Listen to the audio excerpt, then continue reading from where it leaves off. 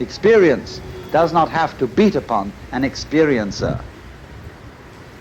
There is all the time simply the one stream going on, and we are convinced that we stand aside from it and observe it, because we've been brought up that way. But you know, in your stream of thought and experience, I am an object, and a very fleeting and passing one. And consequently also in my stream of experience, you also are people who come and go. We are all, you see, living in the same world. We think there is me and there is an external world round me, but I am in your external world and you are in my external world. And if you think about that, you see we are all in one world, going along together. There isn't really the internal and the external. There is simply the process. It's very important to get rid of that illusion of duality between the thinker and the thought. So find out who is the thinker behind the thoughts. Who is the real, genuine you? And so one of the methods that is used is shouting. The Zen master would say to a student, now, I want to hear you. I want to hear you say the word mu and really mean it. Because I want to hear not just the sound, but the person who says it. Now produce for me that. He says, mu! And the Zen teacher says, no, no, not yet. Mu! And he says, it's only coming from your throat. I want to hear your belly, you know? And always, you see, it'll never come while the person is trying to make a differentiation between a true mu and a false mu.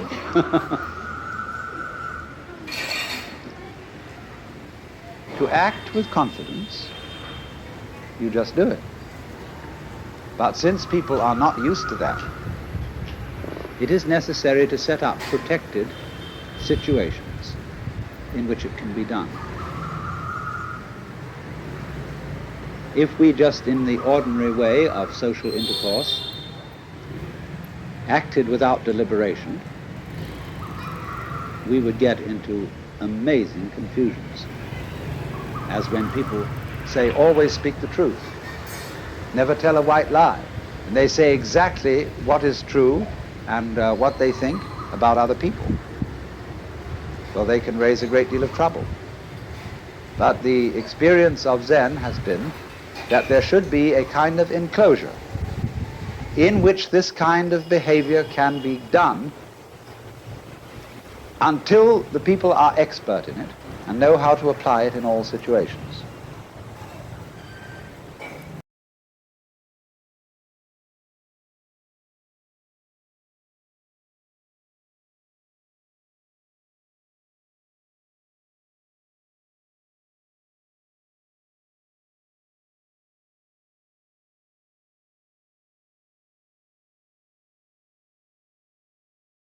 A lecture on Zen is always something in the nature of a hoax,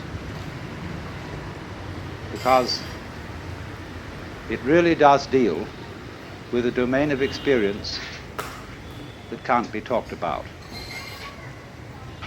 But one must remember at the same time that there's really nothing at all that can be talked about adequately. And the whole art of poetry is to say what can't be said. So every poet, every artist feels when he gets to the end of his work that there's something absolutely essential that was left out. So Zen has always described itself as a finger pointing at the moon. In the Sanskrit saying, Tat Tvamasi, that art thou, Zen is concerned with that. That, of course, is the word which is used for Brahman, the absolute reality, in Hindu philosophy. And you're it. only in disguise, and disguised so well that you've forgotten it. But unfortunately, ideas like the ultimate ground of being, the self, Brahman, ultimate reality, the great void, all that is very, very abstract talk. And Zen is concerned with a much more direct way of coming to an understanding of that, or thatness, as it's called, tathata in Sanskrit. So Zen has been summed up in 4 statements. A direct transmission outside scriptures and apart from tradition. No dependence on words and letters. Direct pointing to the human mind, and seeing into one's own nature and becoming Buddha. That is, becoming enlightened, awakened from the normal hypnosis under which almost all of us go round like somnambules.